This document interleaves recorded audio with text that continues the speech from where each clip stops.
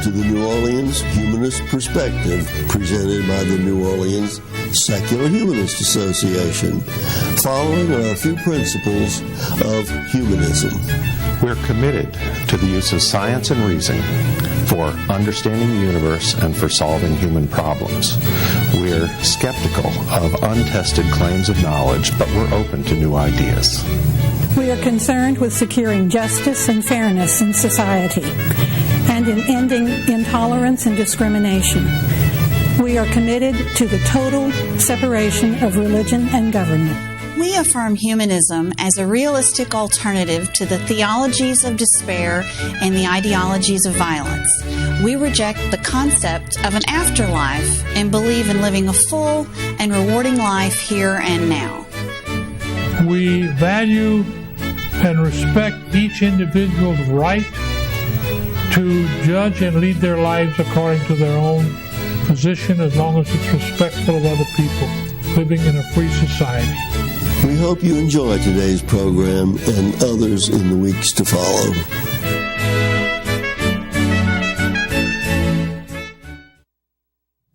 Hello, and welcome to another edition of the New Orleans Humanist Perspective. My name is Charlotte Clausen, President of the New Orleans Secular Humanist Association, which is the sponsor of this program, and I will be your host for today's show. If you'd like to know more about NOSHA, please go to our website, www.nosha.info, and you'll find out about all of our upcoming events and activities. Let me tell you a little bit about our guest today. Ryan Pierce has been a family service counselor at the Garden of Memories Funeral Home and Cemetery located in Metairie for the last 10 years. He serves families in the community by helping them make difficult decisions of what to do when a family member or friend dies. And also he would like to help us understand what green burials are and how you can plan your own green burial. And thank you, Ryan, for joining us, and welcome to the show. Thank you for having me. It was very important to me that kind of get this information out, because in New Orleans we really don't have green burial. We have traditional burial, and we have a lot of tradition, but we don't have green burial like they have in other areas of the country. Right, and we're gonna get to that, because I think people are going to be really interested in this. Because it is so new, and it's like taking something that we take for granted and putting a whole new spin on it. I did want to say that because death is a difficult topic, and being a secular organization, we have kind of our belief in death with dignity and the importance of being able to make choices about the end of life care, and it's a subject I think that is difficult for people to process, and I think this is maybe a step in a direction of turning it into something that's a natural thing, which is what we would all probably prefer. Yeah. So I thought we'd just start there because our organization is interested in that kind of information. First, I wanted you to tell us a little bit about what you do in your job, and how you became interested in this new type of burial. Well, my responsibilities at the Garden of Memories is to help families process from those decisions that they need to make while they're still alive. So I help people pre-plan. So they'll come in to my office, meet with me. I'll go over the different options that they have, like a traditional burial or a cremation, or do you want to be interred in the ground or in a mausoleum in a niche, or are you going to scatter cremated remains? So we kind of go through that. We walk through it, and for some people, it's a tough decision. It's a very in detailed decision, but it's an emotional decision a lot of people have to make. So we'll sit down, we'll discuss those things, and then sometimes people do it when they're in perfect health. A lot of times in their 40s, 50s, 60s, when they start getting close to retirement, they'll say, I need to go sit down and make sure this is in place so my kids don't have to worry about it. Right. And so we'll have those discussions, and I help them make those plans. And then when that time comes, I'm there for the family. So when that death occurs, exactly, I'm the contact. So they'll contact me. We'll sit down. We'll go over the plans that mom or dad or husband and wife had, and we'll kind of discuss, if we need to make any tweaks to those plans, and then we'll follow through with those plans with a funeral director to ensure that the burial and everything is taken care of. And I guess that. It takes it takes a lot of, perhaps not for everyone, but it seems that it might take a lot of courage for people to address the finality of death and to always say, well, I have time to worry about that later. And yet, as later kind of moves along in your life, you realize that, oh, well, I never thought I'd be this much later. Mm-hmm. And so I can imagine that those kinds of discussions are really, interesting to have with people. Yeah, normally later comes when they have to deal with it for a loved one. Mm-hmm. Right. Later will come if you have to take care of the plans for your parents. Like, oh, my parents did this ahead of time for me, so I want to do it ahead of time for my loved ones. Or it could be that that they got some bad news from a doctor. Like, you need to get your affairs in order because you're dealing with this situation. Mm-hmm. So those are kind of the two situations that I run into. Someone that has had to help someone in the past go through this, and people that get some news that they need to make sure that their final affairs are in place. Mm-hmm. Okay, and I guess what prompted you to become interested in this? How long ago were you aware of it and everything? So as far as what I've been helping families for about 10 years at the Garden of Memories, but as far as green and the natural burial thing. It's kind of a movement that was going on in other areas of the country. So California, Washington, Seattle, that area, and then up in Connecticut and the New England states, they're kind of big in the green burial area. Okay. Oregon. And so in New Orleans, we're always a little bit behind from that standpoint as far as recycling and taking care of the environment and doing those things. But I made a connection with an organization in town, and we were kind of discussing things back and forth. And they said, what can we do to do green burial in New Orleans? So I started looking into it and found that we can actually do it here and open it up to people, because the nearest place to New Orleans to actually do a green or natural burial is Houston, Texas. Okay. So nowhere in the state of Louisiana can you do a green natural burial, what somebody would consider a green natural burial. And you say that no one can do it. What are the obstacles or the problems that mean that you cannot do it? So with green burial, basically what it means is that you're going to make minimal environmental impact. You're going to be sustainable in the decisions that you make for your burial. So you can't do it a lot of times because some of the cemeteries won't allow for that type of burial. So that it's just a choice they're making. They're not restricted by state law? Correct. Okay. They're not. So in some cases, cemeteries will require that you have a casket. Okay. And a casket is not environmentally sustainable because you're either chopping down a tree or you're using metal to make your casket. Right. And so that process is not very sustainable. And then when you look at different aspects of the actual burial, we're building monuments, and if you go all over the city of New Orleans, there's tombs. Right. So. In fact, you bring that up, and that is an interesting thing to note, is that it is a part of the human condition to honor and to show visual things that give us that reminder of a person or a family, and so much of that is part of like the New Orleans culture in terms of the cemetery. So you're right, it is taking something that we again take for granted, and yet say, but it's not the future. Correct. You're right. It had its place and time, but it's not maybe where we have to go with this. So, well, tell me, what is considered a green burial just from the start? Well, if you look at like traditional funerals, and you look at a traditional funeral, that a lot of times you'll have someone say, okay, I'm going to get embalmed. I'm going to be placed in a casket. Okay. I'm going to be viewed, laid out for a wake. Sometimes it was the night before or the day of, and then we would have our service, our actual funeral service, and then after that we would go out and be buried. And a lot of times that would be in a tomb in New Orleans, or it could be in the ground, or it could be in a mausoleum. Or the other type of traditional burial, which we have now, is like cremation. Someone would be taken in, they would have possibly again embalmed, yes, before they're viewed, to be cremated. Sure. And then they'll be cremated and then placed in a columbarium or in the ground or in a mausoleum with their family or in a tomb. Green burial is a little different because what they do is you just take the body in its natural state of death. There's no embalming with toxic chemicals. There's no wooden casket. There's no metal casket. Once you wash the body, you place the body in a burial shroud. You wrap the body in a burial shroud. Now, once you take that burial shroud, you'll bury it into the ground.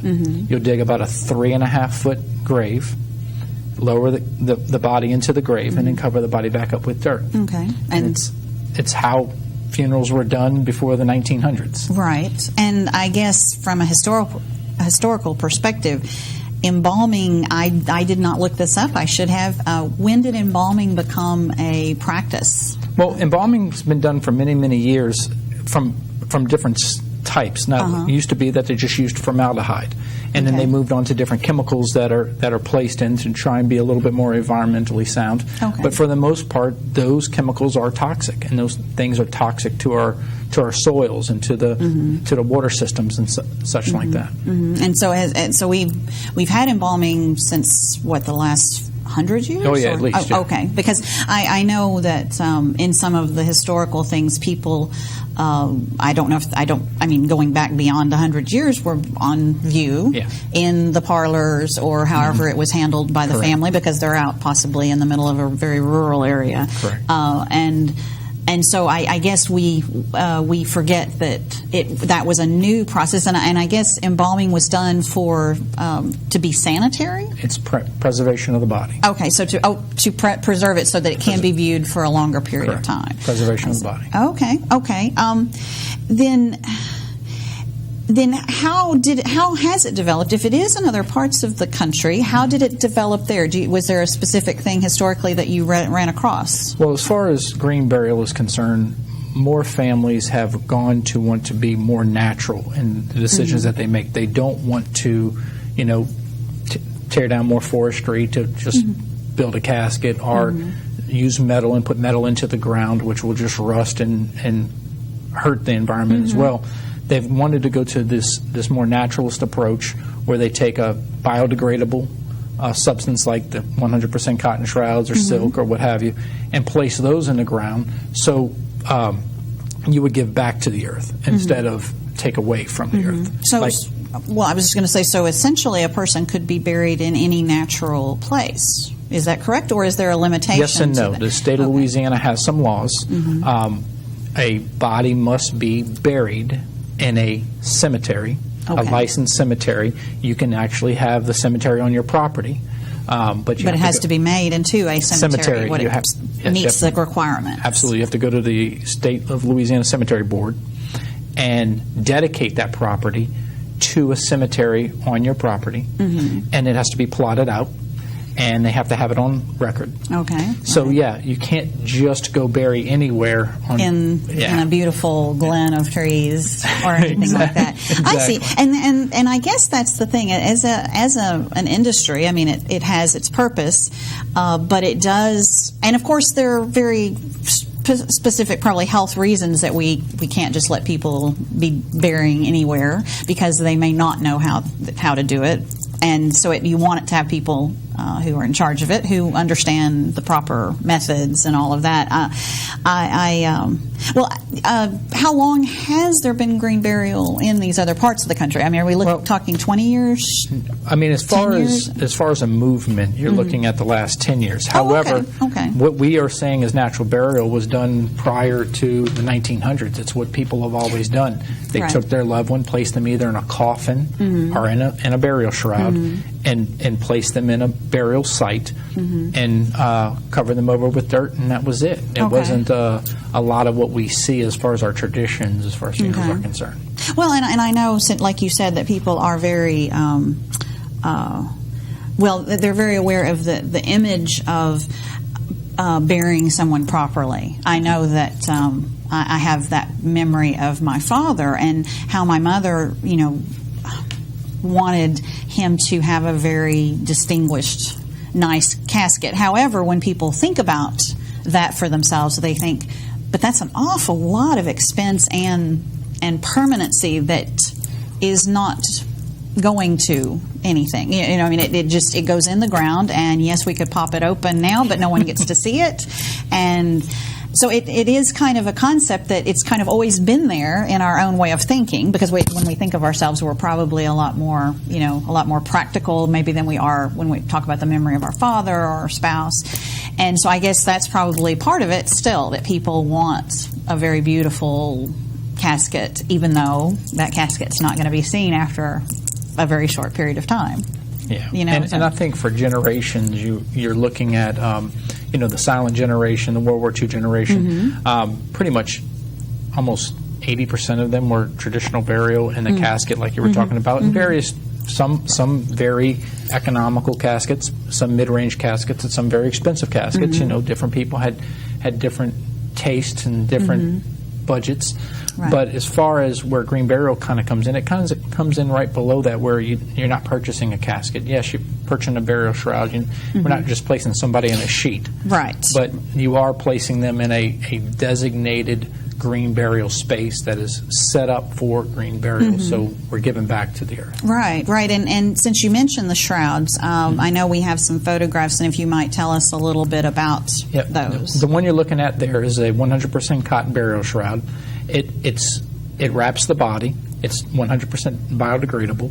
So once it goes into the earth, it will, over time, dissipate, unlike most casket materials.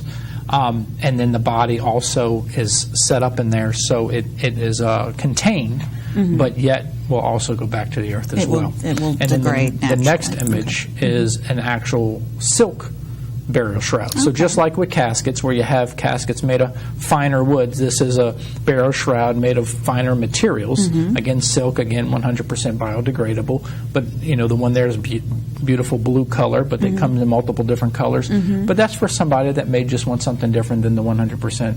Right. They cotton. might have a favorite color, and that works for that. Exactly. Okay. Well, and I one question, I know you mentioned it slightly already, but that the body is washed using a biodegradable wash. I presume people who are dealing with serious medical conditions, all bodies, all medical states, when they pass away, they are able to use a natural burial. There's no reason that they couldn't use a natural burial? There wouldn't be any case where someone couldn't use a natural burial. Okay. You do have situations where you do have to worry about containment, like if you have diseases like Ebola or stuff like that could be contagious. Yeah. You have to take universal precautions, but as far as the burial is concerned, it doesn't affect the burial. Okay. And I guess is this something new that the medical community? I assume they're not concerned at all. Just because they have been releasing bodies for burial for a long time. So I'm guessing that only that, if they were dealing with someone who had a highly contagious disease that does not dissipate with their death, where you have to work with it a certain way. They normally have in the past communicated to us if there's any concerns that we have to make. But with everybody that we take into our care, we take universal precautions to protect our employees and ourselves. Right. Then I guess the one question about that is, obviously this does kind of take away the vanity of death, because so often we have memorial services and wakes where a body might be on view. And so there is a level of vanity that I can even think of relatives who I've had personal things that they thought were important about their body when they died. I think even if they weren't even going to be on view, but yet there's that part of us that still cares about that. And I wondered, has this been difficult for people who are very much on board, but then when you say, but of course the body will be viewed in the shroud, it won't be available to view them? Typically, most people that do green burial are actually naked when they go into the burial shroud. Okay. Now, that's true. That's true. You can elect to have yes. clothing on, but some people choose to not. If they do clothing, try not to do anything synthetic, like no synthetic materials or something. So again, it can break down and be as natural as possible. Exactly. So that's true. So that makes sense that a natural burial would be in the natural state. Correct. And I guess from the standpoint of the time period, is there a shorter time period for doing a natural burial? Typically, with a green burial or a natural burial, you want to move things a little faster.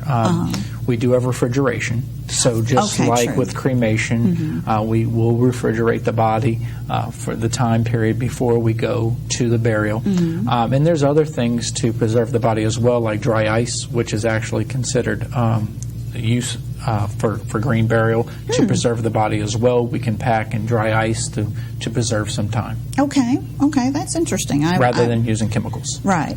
And that was the thing, is it dawned on me that if embalming is to preserve, and so often there's a time constraint as far as people trying to come to an event for someone's service, that being able to preserve the body as long as they can, is it part of the service where perhaps family members can see the person before they're permanently shrouded? Absolutely. Okay, so that's not limited. Absolutely. So if you have a child that's living in Kentucky and they're coming in town and they have to get back in town and they haven't seen you before you passed, and it's very important that a family mourns properly. Right. And so for us, we want them to be able to spend that final time with their family before we shroud the body and place the body into. I see. So refrigeration allows the person to look good. I mean, in terms of look like themselves when they died, as opposed to embalming and then and preserving it to look like they just were taking a nap. Yeah, and everybody dies in different circumstances and different situations, and that can a lot of times determine how we look. The vast majority of people today, by far, die in hospice care. And being that they're in hospice care, most people, when they do pass, they look like they're sleeping, they're at rest. Matter of fact, people look at their loved one after they passed, and we've taken them into our care and say, my gosh, they look so peaceful, they look so rested.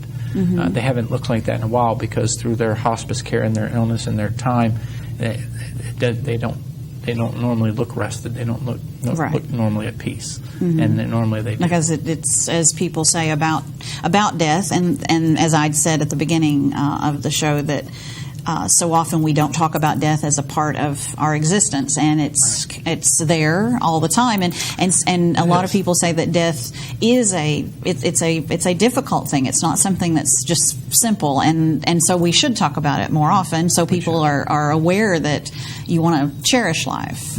So, well then, you're saying, okay, your particular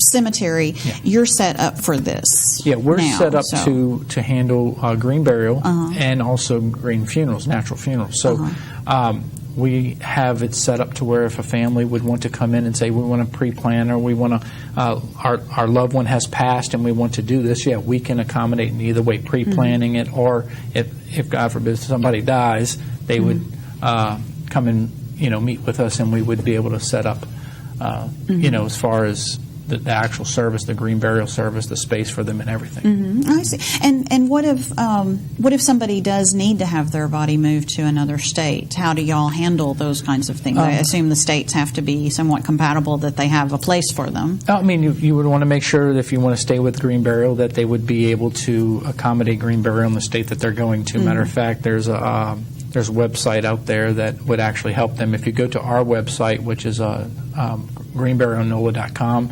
there's a contact us, and I can actually get you a list of other green burial cemeteries in the country. Oh, okay. Okay, so if someone is needing or dealing with that and wants to be as close to their home state, perhaps, or whatever. I did want to, I think it is really important, and we're getting closer to the end of the show, but we have a few minutes, that why cremation is not a green option, because I'm sure there are people out there who really believe in cremation because they feel like they're taking up less space, and so why don't you talk about the details of cremation and how that works? It really surprised me too, because I sat down with a lady in my office once, and she goes, I need to talk to you about green burial. And I said, well, we could do a cremation. She says, that's not green. And it took me back, and that's when I started starting to research it a whole lot. And I found out that the resources, the natural resources that is used to cremate one body, you basically are going to take one person for 2 to 3 hours at 1,800 degrees heat and higher. they've basically, environmental analysts have looked at it. You're going to release 573 pounds of carbon dioxide into the atmosphere, and you can power a vehicle, the amount of natural gas used, power a vehicle 500 miles for one cremation. So you take and you look at the amount of cremations that's just done in the New Orleans area every year, and you look at the amount of mileage that's racked up just in the amount of cremation that we do. And that doesn't count the emissions into the atmosphere. The mercury that's in our bodies that burns up into the atmosphere. If the crematory does not have a special filter on it to stop the mercury from going in, and some don't. And then also the actual pollutants itself that go into the atmosphere when you do a cremation. It's not a very natural process. That is just really amazing, and that does a person who is sensitive to environmental issues is certainly going to have to weigh that to say that they thought that was good. My one little anecdote is I'm a scuba diver, and you've probably heard of it because you may have even sent some cremains to do this. Reef balls that are placed in areas in like the Gulf area, for example, the Caribbean. And I always thought, well, that's just such an amazing, wonderful thing for to do because of being a diver and wanting to be part of nature. And yet, when you put it like that, it kind of is just shocking. The reef concept is a great concept from as far as cremated remains, but I can tell you, out of doing thousands and thousands of cremations for people in my tenure, I've sent one to the reef. To the reef? To the reef, one. Okay. And so not very many people do it. Most people scatter it in the earth, which changes the pH of the soil. True. So if you're an environmentalist, that's not good. And if you place it into the water, there's no nutritional value to any fish. There's no benefit to the water for receiving the cremated remains. So if you really want to impact the earth, you bury it 3.5 feet, and the bugs and the nutrients and the grass and everything benefit. The trees benefit from you. You fertilize them. And that is such a wonderful concept. I certainly think more people are going to really take this to heart, that perhaps that is the way to do it. And we're almost right to the very end of our program here, but I think you've raised some wonderful issues and given us some great information about green burial, and certainly that you are in our area, that I think a lot of people will say that that's a real important option. That they do have to think about it, and this is a wonderful thing to know about. Well, we hope that we've educated folks about green burial and what they can do with natural burial. And if they wanted more information, like I told you, they can go to the website. It's greenburialnola.com. And there's a contact us form. They can read more about it, but there's a contact us button. They can click on that, then choose green burial, and then I'll get in touch with them and give them all the materials and information and answer any questions that they have. Oh, that's wonderful. Well, thank you so much for joining us, and we're at the end of our show, so we hope you enjoyed this program, and you'll tune in again soon.